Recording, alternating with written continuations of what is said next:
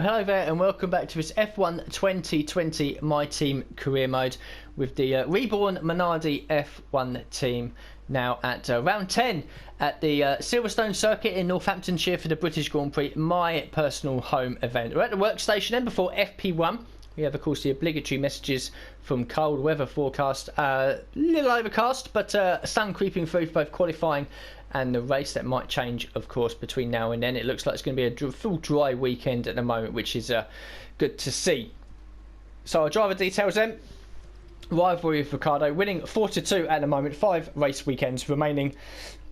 Our own driver details there after the last race in Austria, and up to 20 points, average finish of P14, average grid of P17.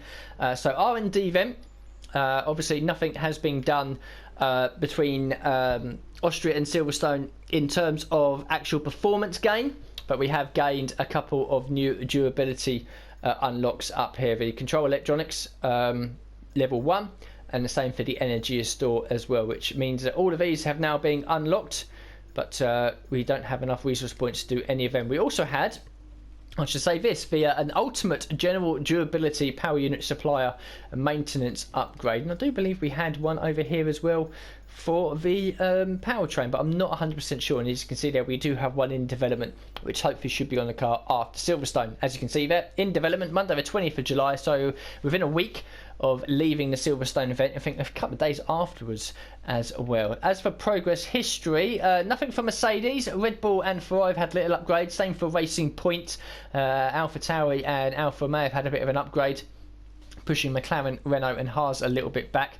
Nothing from us in terms of performance, and nothing from Williams either. So the gap between ourselves and Williams and ourselves and Haas remains the same. But obviously we've got to push on at some point before the end of the season, or maybe, because there's only a handful of races left now in this shortened season, we now start to save up our resource points and go for a big off-season / pre-season upgrade. So as for the power units, we're starting to have that squeaky bum time now. We're going to have to order some new power units at some point. We'll be well, we might as well just change over to units, I don't know really. We'll change over to units number 1 for now, I think, in FP1. Just get out there, do some laps, try and find a setup if we can. Then maybe change on to units number 2 for FP2, and then units number 3 for FP3. I think that's the way we're going to have to do it, because I really don't want any grid penalties, but it's going to happen at some point. And what we'll do, we'll just order everything. We'll order everything. It'll be a new gearbox, everything. We'll just take like a 60-place grid penalty and just start at the back. Ideally, that will probably happen if we have a really poor qualifying session. So, for example, if we end up qualifying in 20th or 21st, something like that, or we crash in qualifying, who knows, then I'll just go, screw it. We'll order everything, start at the back. At least that way it should comfortably, or hopefully at least, get us to the end of the season. Gearbox, practice gearbox, 10% on that, that's fine. Event gearbox, halfway through its race cycle now, 6 race cycle, 30%, that's fine as well. The weekend tile allocation, we've gone through the softest available sets to us. So we'll get 2 sets of medium, so we'll probably use in FP1, and then we'll have 4 sets of soft in FP2 and FP3, and then at least a set of 1 softs, mediums or hards to use in the race. And as for the standings then, 10th now after our P6 at Austria, 20 points, and you can see there on the right the constructors win 7th place also on 20 points. Season results you can see there as well, a 9th at Zandvoort, a 5th at Spain, and now a 6th at Austria, and the trophy screen as well. So I'll go away now, do FP1 off camera, and give you guys a quick update at the end of the session. So here is the final classification at the end of FP1. Hamilton at his home race, of course, was fastest, nearly 2 tenths clear of Bottas. Albon in 3rd, scroll to the bottom, here we are in 22nd. Now pay no attention to that. Excuse me, as you would have seen at the beginning of the episode that I made the change onto power units number 1, all within the 60, 70, 80% range. I think most of them are, if not all of them are. So we're massively down on power in FP1, but I did manage to get the track acclimatization program done in purple at the first attempt, actually it was, of the 3 laps. And we ended the session, well, we'll compare ourselves to Nick De Vries, why not, because he's done well there to get ahead of both the Williams cars, so maybe the little boosts that we've given him recently have helped. But even between ourselves and Latifi, who of course is consistently the slowest car out there, it was just over a 10th, and we'll be using some battered old units. So I'm confident going ahead into FP2 we'll use units number 2. In FP3 we use all the fresh ones we can. I am tempted here to take the grid penalty. It really depends on where we qualify. If we're sort of 18th or 17th above, I mean, to be honest, unless we do something like an Austria where we're sort of like 10th or something, I don't think I will. But if we're sort of the P19, 18, 17 area where we usually have been this season, then I probably will take all the penalties, because it's getting a bit of an issue now. I mean, even with, you know, units number 1, we've only got 75% of the EOS available and stuff like that as well, and sometimes we can't use rich mix and blah blah blah, so it does have an impact on the overall pace. The setup I've got seems okay. I need to fiddle about with it a little bit, but the tyre wear at the moment seems to be around about 5% a lap on the mediums, which is quite good, to be honest. I think it's about 6% a lap on the front left, as it would be, being a clockwise circuit, and there's a lot of medium to high speed corners here. But for FP1, running with some very, very old units and getting a practice program done, I'm quite happy with the time. It's completely irrelevant, the time really, at the moment. It will be made more clear once we go into FP2 and of course into FP3 when we go on to the faster units. But so far anyway, it's going okay, and it's good to see Nick De Vries put in some good competitive lap times ahead of the Williams cars. So we're back at the workstation before the start of FP2. There's not really much to look at really. We'll have a look at the units that I was running. So there we go, 77%, 68, 77, 73, 87, 71. So our best unit was 68%, which just shows how bad things have got with the first sort of units. I could probably use this again for maybe another practice session. A turbocharger, probably not actually. So I'll make our way into units number 2 now, where FP2 will be primarily focused on maybe trying to get 1 or 2 more practice programs done, but running on the soft tyres. So 50% now for the ICE. The MGU-H will go down from 68 to 56. The MGU-H 77 to 61. Energy Store 73 to 65. Turbocharger 87 to 67, and the electronic system 71 to 54. So not like a massive improvement, maybe around about 15% on average between all of the units. But yeah, obviously we've got to try and save units number 3 as much as we can. Units number 2 for the energy store and electronic, we don't have units number 3, so unfortunately that's going to be a bit of an issue. And looking at 65% on the energy store, and that is basically what harvests and controls all of our EOS. So if I go into the practice session with a 65% wear and it's already saying, oh, you've only got 85% of your EOS available, I think we're going to have to take an engine penalty, because around a circuit like Silverstone, which is medium to high speed corners and a couple of long straights and with DRS zones, we're going to need as much EOS as possible. So I think possibly this weekend we might be taking a penalty, but we'll advance to FP2 and I'll give you guys a nice little roundup once the session ends. So here we are then at the end of FP2. I made the change obviously onto the second units. And we found a little bit more pace, but it was all about really just working with the setup and attempting a practice program or 2.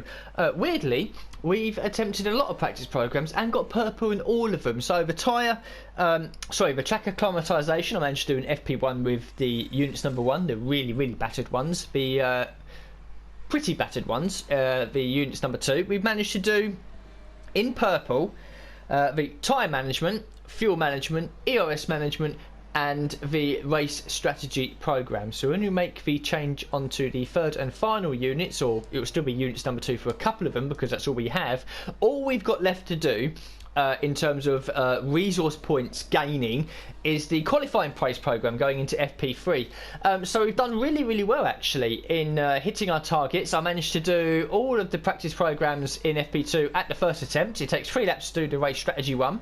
We've done that in 3 laps, and you can do in 1 lap if you're good enough the others, and we managed it all in 1 lap. So and there was no issues either. It wasn't like I had to use a load of fuel or ERS or really be aggressive in the last or first sector or whatever to try and get that. We were comfortable coming across the line. We were sometimes within a second of inside the delta. So all in all, pretty good session in terms of resource points. Not a great session in terms of lap times, but I'm not worried because obviously we're using some very old units. I mean, the best one that we had in this session I think was 55 or 56%. The worst one was in the low 70s, so that tells you how far it is. Our best unit is already halfway through its life cycle, and they start to lose power quite dramatically from that point onwards. But here we are then down in 21st. We're 3.5 tenths ahead of Nick De Vries, who was on the hard tyres, or at least set his best lap on the hard tyres. We're 4 tenths off of Romain Grosjean. Latifi, Russell really is the sort of the benchmark I think we are really at the moment, and you can see there is 9 tenths quicker than us, but he was on the soft tyres, so I'm not worried about that. It's not about lap times, it's about getting comfortable with the car and the track and the setup I've chose, and try to get all the resource points. Now that we go into FP3, I will carry all of these units, I think, into FP3 and qualifying. If we end up qualifying towards the very, very back, then a decision will be quite clear that we have to get some new units. Because I think if we had brand new units here, we'd definitely about a second, maybe 1.2. So that'll put us at 2.4. So that'll put us well clear of these guys back here. And sort of half a second away from the midfield. It's not like it was in Austria, but certainly very competitive. So a decision is going to have to be made after qualifying. Of course, it does depend where we qualify. But so far, it's so good on the resource point generation stuff. Not great on lap times, but again, we're using some very, very old units. Okay then, so here we are in the garage. Just look at the timing screens there for FP3. You can see we've got 19.5 minutes left of the session. Several drivers being out on the circuit on several different tyres. So there's no real way of working out where we're going to be in the qualifying practice program. We've got 2 sets of soft tyres that we can use. The car setup, I'll show you that in qualifying, might as well. So yeah, you can see there the track acclimatisation, we've got purple in that, tyre management, fuel management, ERS and race strategy. We've got one team objective left, be fast in sector 3, and obviously be qualifying pace program as well, which we'll do. We have 2 sets of soft tyres. Ideally, I'd like to get it done in one go. I think we can do this. I think this should be okay. We know that a couple of units are sort of really struggling a little bit, but the rest of the units are in the 20 and 30% range, which is quite healthy. Yeah, so again, there's that gnawing sort of feeling in the back of my head that we are going to have to take a grid penalty sooner rather than later. So at the pit stem.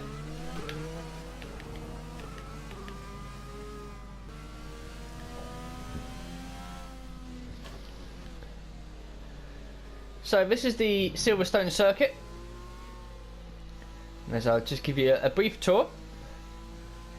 We're coming through Luffield now, which was the old final corner. Onto the old start-finish straight. Still used, of course, for support races. The lower class, like the touring cars, Renault Clio Cups, that sort of thing. Ginettas, all British-based championships. And up now to the incredible Maggots and Beckett section. If you can nail it through here, it feels so rewarding. So I'll be going through here a lot quicker next time by. And through Chapel, the little left kink here, open up the DRS. 2 DRS zones here, then the Wellington straight. And obviously down here as well, the Hangar straight. We'll just allow Perez through, who at the time of recording this, obviously I'll do my races, and then obviously, you know, they get edited and uploaded, you know, sometimes a couple of weeks down the line. At the time of recording this, it's now Friday morning, as we bump everything up for a qualifying run, and we're just about an hour away from the first practice session at Silverstone for the double header, and Perez is not going to be there because he has coronavirus. He's tested positive, so coronavirus is now in F1. We'll wait to see what happens, but for now anyway, we'll focus on this lap and see if we can at least get green.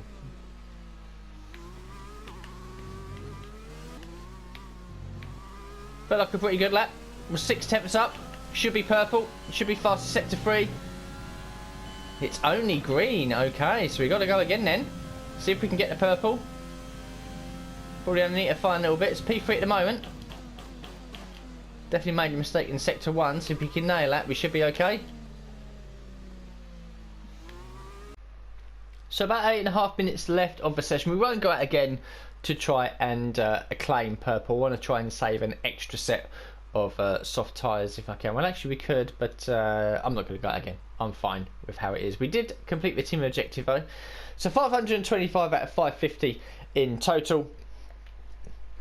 Puts us into a P8 at the moment. So we're not P1 like we were in Austria.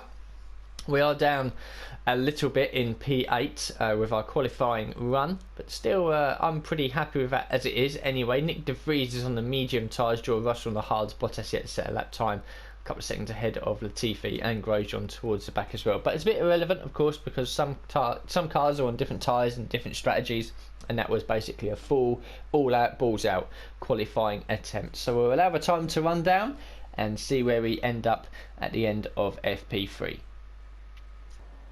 So we ended the session in P10, nearly 1.2 off of Vettel. Perez was just a couple of attempts quicker than us. Same for Albon as well. And like I said about Perez, what that basically means now, as I said at the time of recording, Friday morning before the first practice session, we've got a double header at Silverstone, similar to what we had in Austria, and this is of course real life F1 I'm talking about, where we race this week and next week we're back at Silverstone as well. Per UK guidelines at the moment, you have to remain isolated for a minimum of 10 days after achieving a positive result, which means that Perez will not be available for what is essentially this weekend and next weekend's British Grand Prix. There's a lot of talk at the moment around who will replace him. Esteban Gutierrez has been linked, the same for Paul Di Resta, but that's probably not going to happen. Nico Hulkenberg as well, Stoffel Van Dorn, but we believe he's got Formula E commitments at the time as well. And it also comes down to if there's anyone actually in, the F1 social bubble, if you like, where they keep it away from everyone else. So it's going to be interesting to see who does take that second Racing Point seat, because unlike this career mode, they are probably the third best team out there at the moment, ahead of Ferrari even. So it's an interesting weekend in real life F1 shaping up. But for the virtual side of it here at Silverstone, we are in P10. I'm happy with how the practice session has gone. The real test is going to be in qualifying. If we are towards the back, as I said a few times before, we'll just go for it and take new units. But if we are sort of around about the P17, 18, 19 area we usually are, I might just carry the used units into the race. So the resource points, 577 for us. 100 and I think 50 I think it was. So 1854 up to now. Acclaim 16% for me, 14% for Nick De Vries, a 30% combined acclaim boost in total. I do apologise if you can hear a lawnmower in the background as well. My neighbour has decided this is the brilliant opportunity where he should cut the grass when I'm trying to record. But team acclaim 30%, hasn't really gone up too much, obviously slows down now. We're 8% Nick De Vries, we're level 8, Nick De Vries still in 7. So we're at the workstation then before qualifying. You can see there the weather is going to be the same for qualifying races. It has been all weekend really. A bit of cloud cover, but the sun is creeping through. Dry qualifying and race is to be expected. Just a couple of things to talk about on Silverstone. I know that you've driven here plenty of times before in other categories. Yeah, sure, why not? Well, I have driven here for the best part of, I think, 25 years. I've driven around Silverstone. And I've driven around Silverstone in real life as well. It's a brilliant circuit. It really, really is. This one is one that we need to look at. So going into qualifying, the ICE, third and final order, onto the final units for all of them. The ICE at 24%, that's fine and healthy. MG UK 25, that's fine. 25 for the heat as well. NG Store at 69 is a concern. Turbocharger 28 is fine. The electronic system at 60% is also a bit of a concern. Basically, this will affect how much ERS that we can save. Going basically, if we run around with no ERS for 2 or 3 laps, we can't save 100%. We can only be about 75 or 80, something like that. So that will hurt us a little bit, certainly around a very fast circuit like Silverstone. As for the gearbox, we move off the practice gearbox at 15% onto the event gearbox halfway through its 6 weekend cycle, sitting at 30%. No real worry there. So we'll advance into qualifying and see what we can do.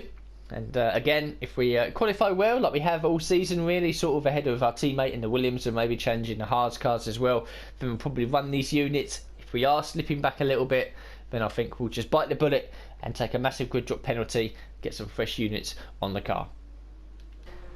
Okay then, so here we are in the garage. There's about 15 minutes left of the session. I've left it a bit late to go out there for my first run. You can see there on the dash readout, our overtake is only at 81%. That is the issue when you run older units for the energy store system. It basically means that you can't run 100% and it will get lower and lower as it goes on. So possibly into the race, if we carry it could be about 77, 78%. Anyway, doesn't matter. We'll just have to cross that bridge when we get to it, I suppose. Quite a few cars out on track at the moment. A few lap times are coming. Bottas fastest on a 25.5, so that is I wouldn't say the target, but at least that is sort of the lap time that we have to really aim for. 4 sets of soft tyres. I'll probably do 2 runs, maybe 3 at the very end of a session. Car setup then. So we're draining the fuel out. Aerodynamics, I'm running 5.7, transmission 55.50, so nice and low. Suspension geometry all the way, well, nearly all the way to the right for the camber, nearly all the way to the left for the toe, which is sort of customary for me. Suspension 6.7, 6.645, brakes 153% on the bias, and the tyre pressure is quite low there, as you can see. We're getting a nice even spread across all 4 tyres. Regulations now in effect, park firming regulations that is. There's a few engines firing up around us, so we might as well do the same as well in our lovely little Minardi. And we'll get out there then for the qualifying session, round 10 of 16 at my home event. Be nice to put in a decent performance. I'm not really expecting points here. You never know what might happen. But we'll turn all this down anyway before we come out. No one directly behind us. And out of the pit lane then, onto the circuit. We'll spend a bit of time now warming up the tyres and brakes. We'll just allow Carlos Sainz there through in the McLaren. We'll see what our first run does. But like a decent lap. See where it puts us. P17. P17 straight away. So not bad. Russell is ahead of us though, which is a bit of a worry. But a slow tour back to the pits. We won't have time to go out there and do 3 runs. But yeah, okay, P17. I'll take that with the units that we've got. So just over 3.5 minutes left of the qualifying session.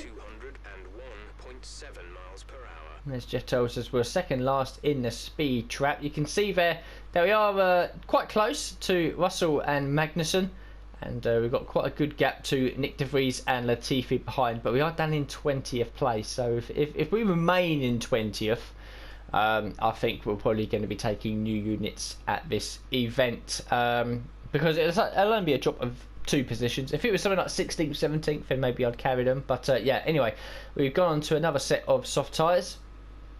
Don't know how many cars are currently out on the circuit. It looks like pit lane is starting to get a little busy. Both the Williams cars are coming out, I think. Yep, they are. There's a Haas in front of them as well. There is Nick De Vries. So it looks like then that some cars are slowly coming out into the circuit. I'm going to give it another 20 seconds. So we'll go at 2:20. And hopefully we can improve a little bit. But if we remain in 20th, then I will definitely take the units. So more and more people coming out on the circuit now. Right, okay, this is time for us. We can drive that now.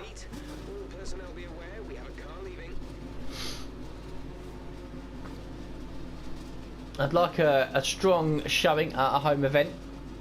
Or a competitive showing at least. All I want to do is just be competitive. That is always it. Points come by, as you've seen in, you know, places like Zandvoort and Spain with the safety car, and then with Austria as well, where we were genuinely top 10 competitive.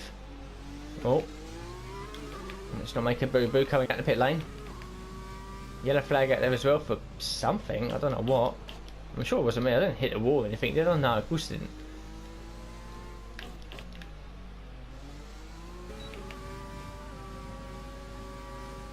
And now we'll allow Bottas through.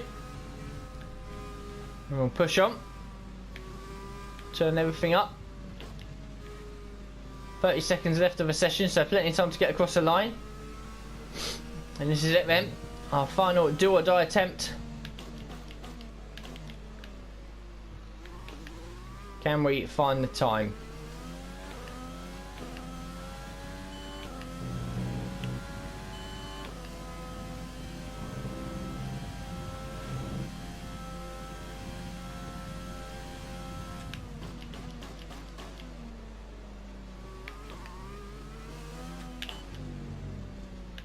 No, I made a mistake.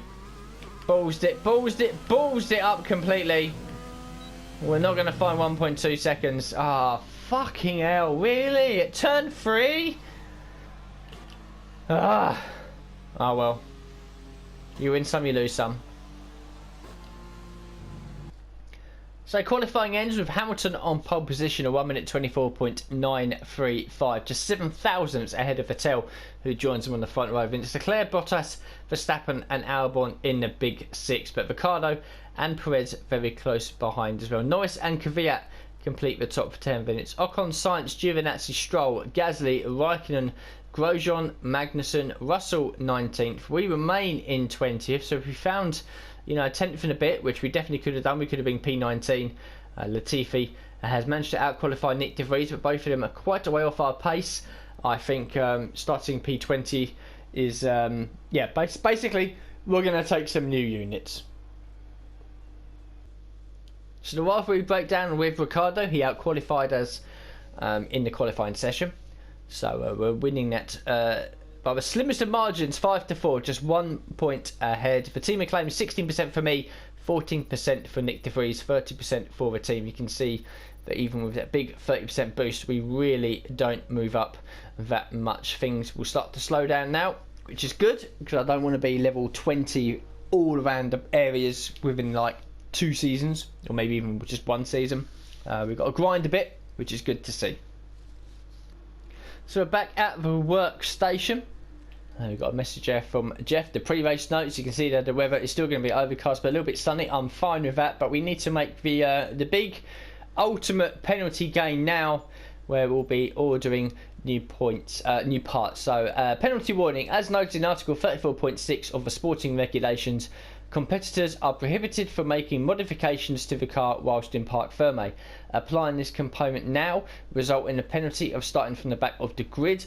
Are you sure you want to apply this component? Yes, so once cars are in parc ferme conditions, if you order anything, it is an immediate start from P22. So we've done one, we might as well do every single one. I see no issue with this. If we're going to start last, we might as well just go for the whole hog. So brand new units for everything. I really hope they're going to be on the car, and fuck it, why not?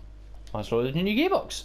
Might as well, if we're going to be starting at the back, we might as well just get everything done. So we will go into the race with absolutely brand spanking new units. It's almost like going for our outlap at Australia in FP1. Everything is going to be at 0%. So we'll advance to the race now. Have a look at the introduction, the grid formation where we know we're going to be last, and then the all-important race strategy. Welcome along then to Great Britain and the Great Silverstone Circuit for today's Grand Prix.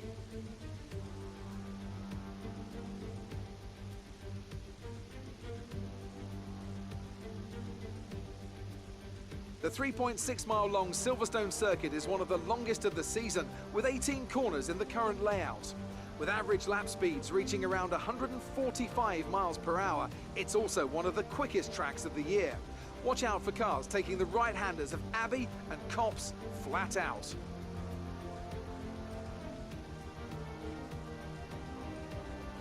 And as always, a man with plenty of racing experience joins me in the commentary box. Today it's Anthony Davidson. Tell me, Ant, you're no stranger to surviving the melee of turn 1. So how do you keep out of trouble when there's so much going on around you? There are 3 main things to worry about there, Crofty. Positioning, awareness and discipline.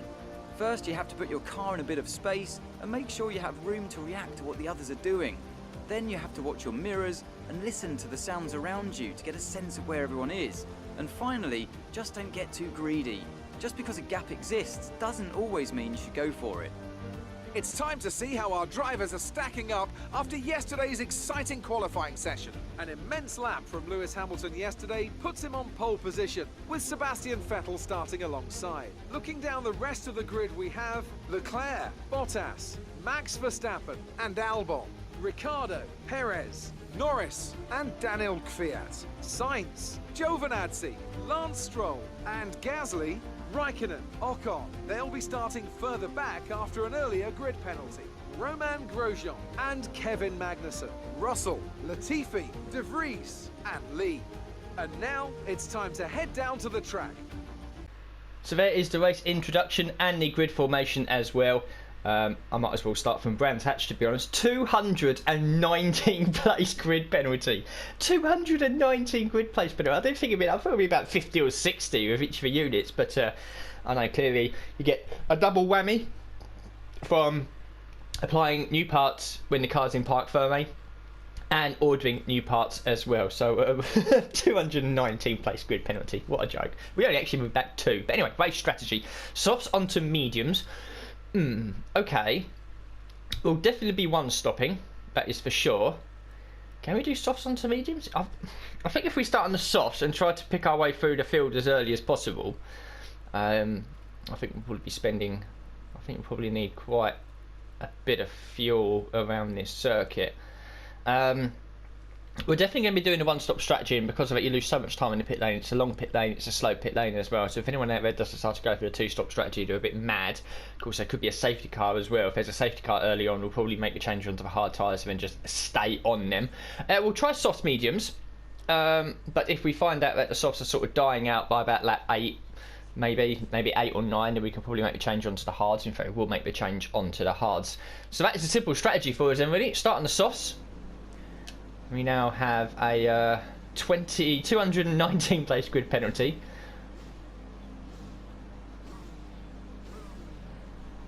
Just wait now for the other cars to pull away.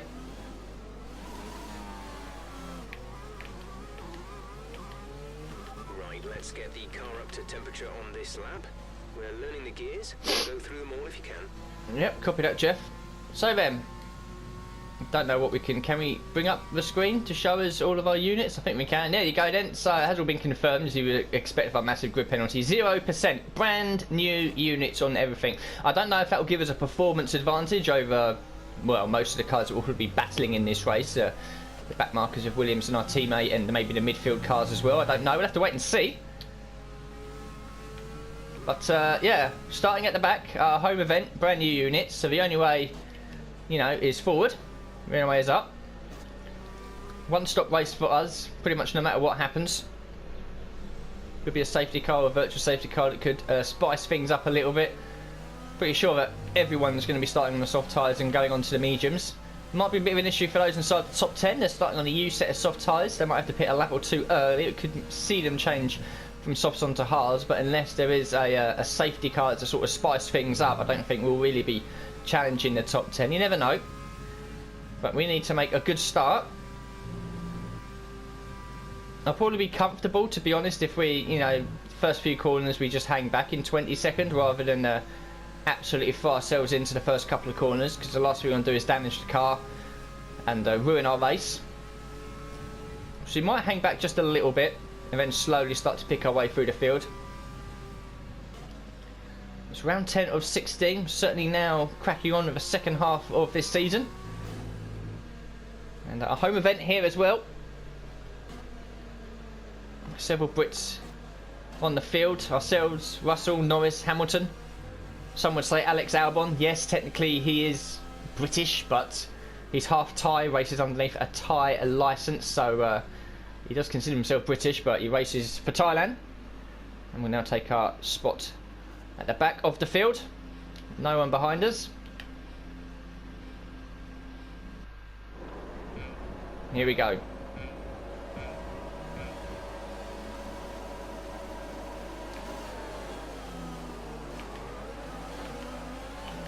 Oh, De Vries has made an absolute rocket of a start. Look at him go. But we'll just hang back.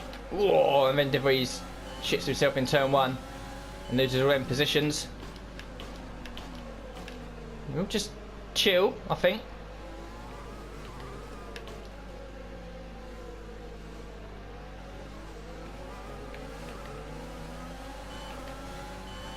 So initially, De Vries made an almighty electric start, and then got caught out going into turn 1. And he's dropped back into 21st.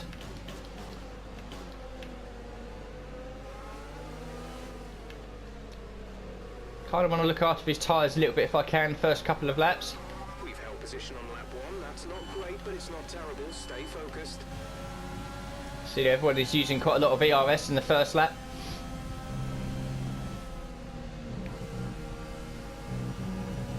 Just remain chill. Take our moments.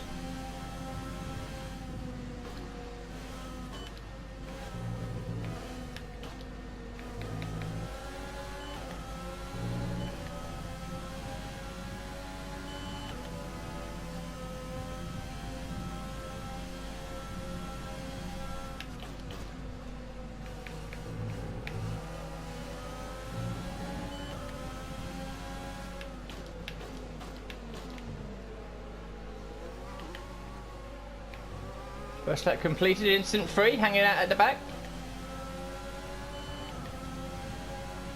Lap 2. Let's start pushing forward a little bit more now.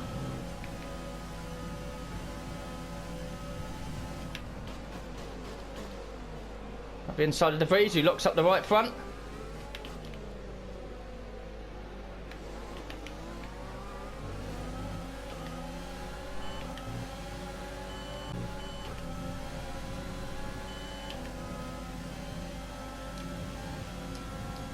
And past Latifi as well, P20.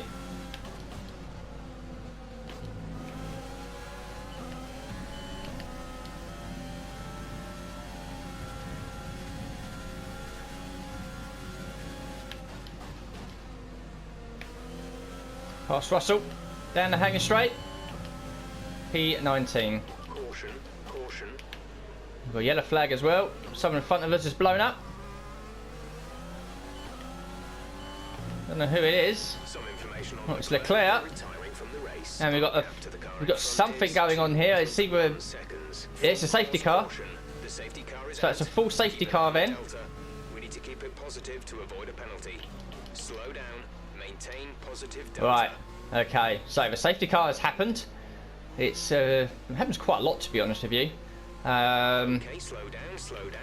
Your delta We're going to is pit. negative, which means you Absolutely have 2 going to furlongs pit. your pace. So we'll make the change. Next tyres hards. Understood, stopping this Box this lap. So I don't know how many people are going to pit. You can see quite a few are pulling off into the pit lane. Some are staying out. So we're going to dive off now. Drop your speed, our delta is too low and we risk a penalty. Slow your pace immediately. Oh, I couldn't actually see what speed I had to be there to get into the pit lane because it decided to bring up the... Return the position immediately or we What? will be penalised. Right, There is okay, no that was weird. I was going to say, don't give me a waiting penalty. period. Don't give me a penalty for that. So in the pits now.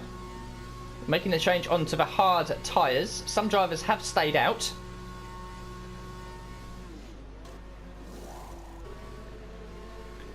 Okay, so this is the situation. We're all now up behind the safety car, having had a look at the race director. Because, as I say before, I don't usually look at it, but in a situation like this, we would be told what tyres people are running. The top 13, as it currently stands, did not pit. So 8 of us have pitted and gone on to the hard tyres. Ourselves, Grosjean, Perez, Kvyat, Ricciardo, Albon, Vettel and Hamilton. So we're now at the back of this queue. The last 8 cars on the hard tyres that we should be able to get to the end. The 13 cars in front of them, which Nick De Vries is one of them, stayed out on the soft tyres. Now they're going to have to pit at some point. Ideally when the safety car is back in. And that's exactly what's happening. So now we will be able to restart. Okay, let's get ready to go racing again. The safety car is in this lap. So that top 13 then are going to lose the best part of half a minute to us when they do pit. Flags. Safety car in this lap. So in theory, once they all pit, we're in 8th place.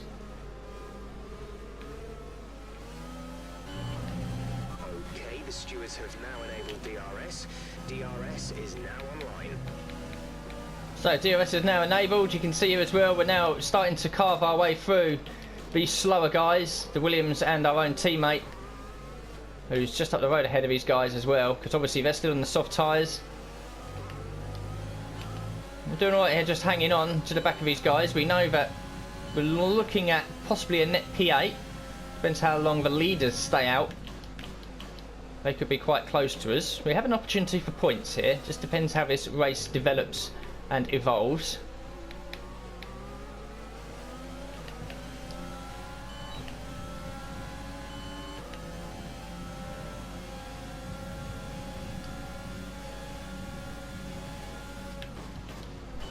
And through we go, passing in for the second time in this race. Try and stay with Grosjean if we can.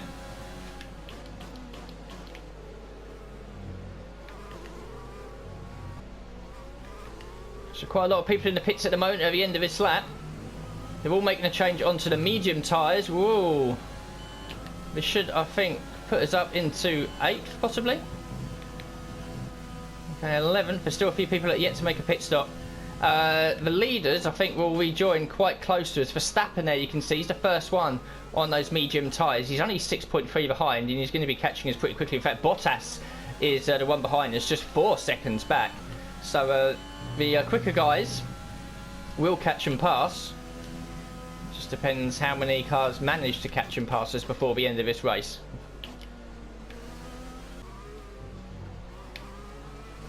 So the remainder of those that started on the soft tyres are now into the pits. We'll be now up into P8. Bottas is catching very quickly behind, which is to be expected really. He's on quicker, fresher tyres and in a Mercedes, not a Minardi. I really won't be putting up too much of a fight against these quick guys because there's plenty of overtaking opportunities for them, and we'll just hurt our own race if we battle them. So we are in that P8 that I expect us to be in, but it's really not going to last too much longer. In fact, here comes Bottas now in that new black livery. Won't even attempt to defend. Immediately down to P9. Verstappen 2.5 behind, Norris 7 behind.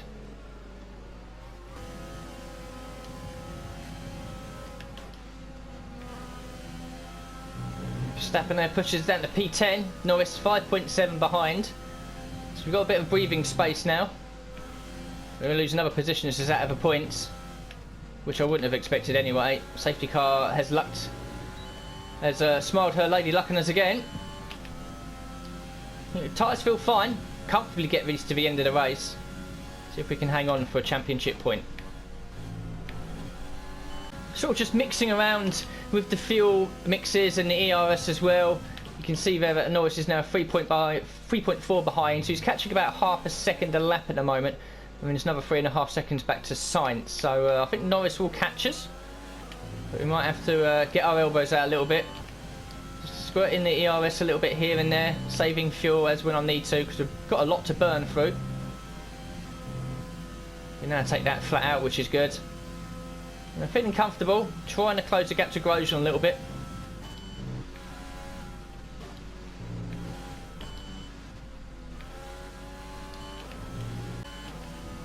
Okay, Norris is now right out with me, as you can see.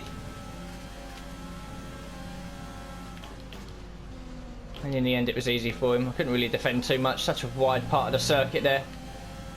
I'm hoping now that we can sort of stick with Norris, as he will obviously catch Grosjean. Maybe we can use that as a benchmark to catch and pass Grosjean ourselves. We're not out of this yet. Gasly's 4.7 back. Don't think he's going to be a factor. 26.4 seconds. So I think the thing that's separating us from a point is going to be Grosjean. So Norris is through. We're right up behind Grosjean now.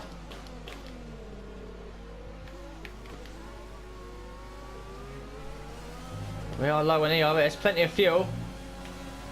Oh, I've got to stop hitting that inside curb. Now it's all about just trying to stick with Grosjean now. New fastest lap from us with 29.9.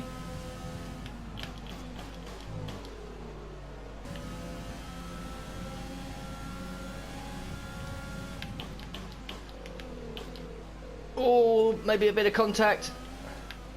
But he was really twitchy coming out of the loop. To start falling away soon. Yeah. So we'll try and pull away now. Make sure he's not in our DRS. And the move's done a little earlier, but that's fine because Gasly is catching at a vast rate of knots now. So we need to drop Grosjean, so Gasly isn't a threat to us. It's coming to lap 23 or 26. I can't shake Grosjean. We're low on ERS, and we can't run rich mix until the end of the race, and Gasly is now within DRS range of Grosjean as well. So this is going to be a three-way fight for the final point. I'm doing everything I can. I'm going absolutely flat out here. I'm not holding back. What I can do is use a little bit of ERS I've got to try and protect myself down the 2 DRS straights, and that's working so far. But we can't run rich mix forever. So coming through with Abbey, over the line. Gasly has managed to get past Grosjean. So we've got 2 laps now to try and hold off Gasly. I'm not confident really. Half a chance and he's through. Our tyres are shot.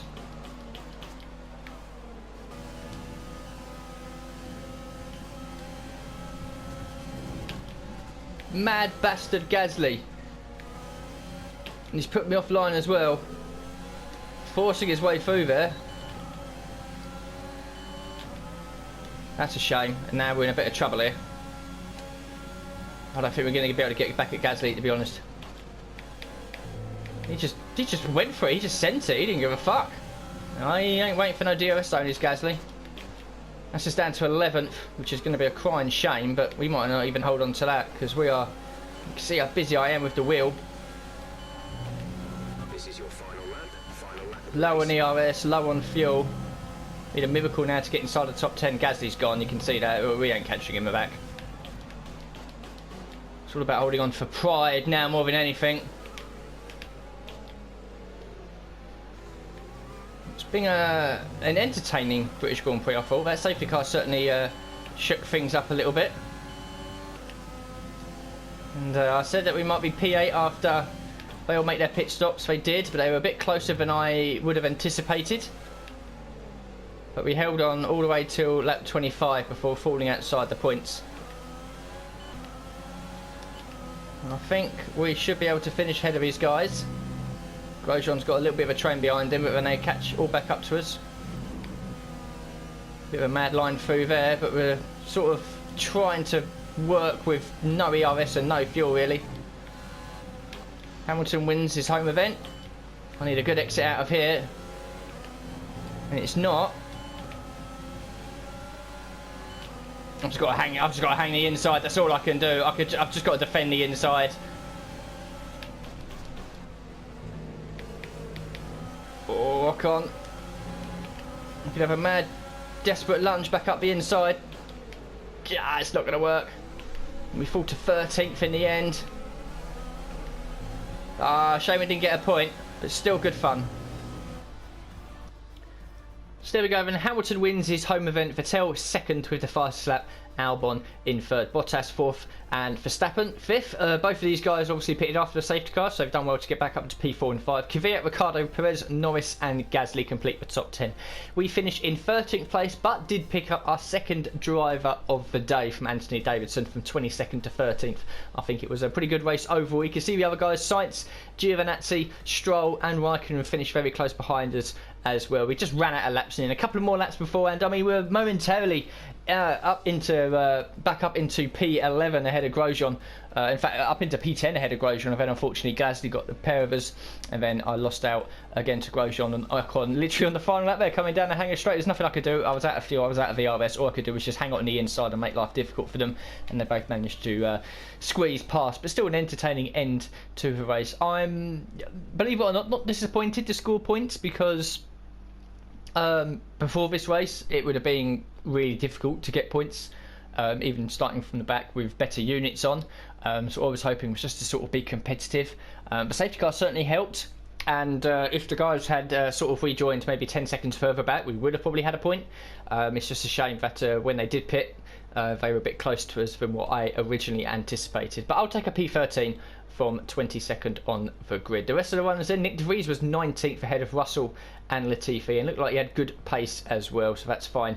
Hopefully Nick De Vries is going to get better and better as things go on. Leclerc was the only retirement early on which brought out that safety car. So the standings then, Hamilton extends his lead a little bit. He's now 33 points ahead of Vettel. Bottas in third, Verstappen, Leclerc and Albon complete the top 6 for the big 6. We remain in 10th place on 20 points. Don't think there's any other movers out there. There isn't. And in the constructors, Mercedes 53 points ahead of Ferrari, 82 ahead of Red Bull. McLaren look good in 4th, but AlphaTauri have certainly shown a little bit of pace recently. They jumped ahead of Renault, and Racing Point have jumped ahead of us and Alfa Romeo. So we moved down into 8th, but we're still 3 points ahead of Alfa Romeo, 13 ahead of Haas, and Williams still yet to score. So the rivalry breakdown, we lose out a little bit to Ricciardo. It's always going to be difficult to beat him in the long run. You can see there he's now 8 to 7 ahead, so there's still a point in it, with 4 weekends remaining. The acclaim 16% for me, 18 it was actually up to level 9, 14 there for Nick De Vries, 32 combined for the team, which is quite a nice healthy amount. And finally the cash, we managed to easily complete all of our 3 secondary sponsor objectives. A little bit of damage deduction there, an extra $25,000 on top of that. So up to 4.82 million now. So the date is now the 20th of July. We have a season break coming up in a couple of weeks, and then we come back for the Belgian Grand Prix on the 27th of August. We've got a couple of things to look forward to coming up. The personnel upgrade, which is for the simulator to get Nick De Vries' stats up just a little bit better. That arrives in a day. We've got some activities that we can do as well, so we might as well again just focus as much as we can now on trying to make Nick De Vries better. So simulator training, we can definitely get involved there. We've got a chassis team building, chassis department focus, vehicle PR filming, so the team acclaim goes up quite nicely. You get $10,000 for that, although the money isn't really that important, but we do lose 2.5% of the department morale. Sponsor event, the team gets a little bit more acclaim, and it's going to cost us $5,000. And the aerodynamic equipment upgrade. So what I want to do really is look at the R&D page. Aero and chassis have got a good morale at the moment, but which one is better? So 6% and 3% for the chassis department, 6% and 3% for the aerodynamic department. So what we will do is chassis team building 5%, aerodynamic equipment upgrade 5%. So that's good. We can focus on both of them departments and try to do a couple of upgrades over there. We'll have a look at other things as well. We'll come back to that after all this is done. 49 days, 8,405. We're fine with that. That's okay. What is the driver market at the moment anyway? Let's have a look at Nick De Vries' stats. Down there somewhere. There he is. 34, 66, 81, 73. So his rating has gone up to 69 now, which is good. So he's ahead of Latifi. Giovinazzi's the next week is one at 72. So we can certainly continue working with Nick De Vries. So we'll advance time until the 27th, I think. So the personnel upgrade, that's all now done. Simulator training as well for Nick De Vries. Got the chassis team building and the aerodynamic upgrade, the weekly resources and the running costs.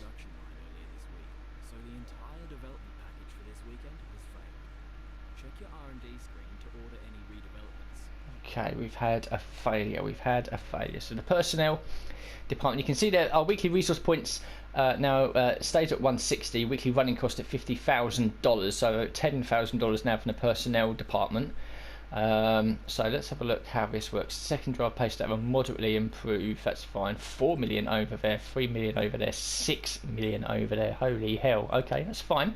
So R&D, we've had a minor upgrade for the engine power. The spark plugs, I should say, has failed. Right, so what is the morale now for the chassis department? It's 5 and 3. Aerodynamic is 5 and 3. So it has gone down a little bit. So we need to get this redone. We can develop it at a standard rate. 0% failure chance now. It will arrive 1 day before Belgium. So we can develop that. We can come out of here. We can have a look at the chassis department, and we might as well get something done over here as well. So energy store cells or positioning of the energy store cells. We'll do the positioning one, I think. So the energy store cells can be positioned lower, which lowers the vehicle's overall centre of mass. That will arrive between Belgium and Italy. 27% failure chance. Can we get another thing done on here? We can. So we might as well do two things on the chassis department, because it is our weakest department so far. And this will also involve the energy store cells. So new energy store cells have the same storage capacity properties as the previous ones, but are smaller and lighter. Again, between Belgium and Italy. So we can get both of them done at the same time. We have 817 resource points left, so we could do something down here. I think it's going to be too expensive up here, isn't it? It's 1200 resource points just to try and get something done over here. MGUH, MGUK, control electronics and the energy store is certainly something we need to look at. So we'll save up a few more resource points. So then let's have a look at I should say Nick De Vries' stats, see what he's looking like now. Okay, look at that. It's gone up quite nicely. Level 74 now. His experience has gone up by 6, racecraft awareness and pace up by 5. We'll compare him to Luca Giotto, and you can see the experience is the same, so Giotto's experience has gone up a little bit. Racecraft Giotto's down by 4, awareness down by 20, and his pace is down by 2. So they are worth the same amount, but Nick De Vries has certainly got some good stats at the moment. No driver has any perks, that's fine. So Nick De Vries in. Level 7, Nick Sierra's rating has gone up to 74, but it does put him ahead of Giovinazzi. I don't think it will put him ahead of anyone else. Close to George Russell. So hopefully we will see an improvement from Nick De Vries moving forward. So let's have a look. What else can we do? Have we got any more activities that we can maybe focus on? Chassis department focus to get them up by 5%. Sponsor event on the vehicle PR filming. We might as well do a vehicle PR filming. It generates $10,000 in cash and also improves for Team Acclaim by 500. There's nothing else that we can really do. So we'll advance the time once again. We get the vehicle PR filming done. Weekly resources and running costs will also come in, and then it will be our season break. So start with season break. As there isn't another race for a while, we will be closing down the Team HQ until the next weekend. That's fine. Basically, in real life F1, there's always a break, about a month long. Here it's 3 weeks. That's fine. Where basically no work can be done on the car, everything gets shut down, everyone has a few weeks off. So it's the mid-season break, if you like, which we're getting before round 11 of 16. And well, with it coming into a season break, I might as well take this opportunity to end the episode here, and we'll look forward to resuming it once we get to Belgium in 3 weeks' time. But as for the episode itself, got the new units on the car finally. We thought we qualified in 20th, might as well start at the back. Interesting race early on, with some people pitting like us and a majority of them not under the safety car. They all pitted later on to go onto the medium tyres, and a few of them carved through the field, pushes from 8th all the way down into 13th by the end. But still a fun race as it was. We spent a lot of money on the personnel department. Nick De Vries' stats are now improving quite nicely, so hopefully we'll be able to see an improvement from our second driver that we didn't get from Giotto, saving up a lot of money. We've got some more upgrades hopefully coming on the car in the future. It's starting to come together a little bit now, but this is certainly going to be a trial by fire season. So thank you very much for watching this episode, and I'll see you all for the next one very soon.